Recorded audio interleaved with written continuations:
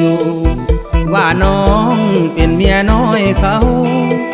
อายอยากจะล้างขี้ขาวให้เป็นดาวแต่ว่าวงามตาตัวน้องยังโสดน้องยังงามเหมือนเทพธิดาเป็นน้อยเขาบ่ตีดอกนะ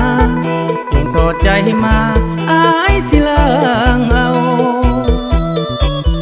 บ่ตีว่าเจ้าผ่านมือเขาบ่ถือว่าห่างขอเพียงสิห้องใจนางจงถอยห่างหนทางเปื้อนตุ่มอดีตที่ผ่านมานั้นเจ็บแค้นคืนคมเขาโยงมี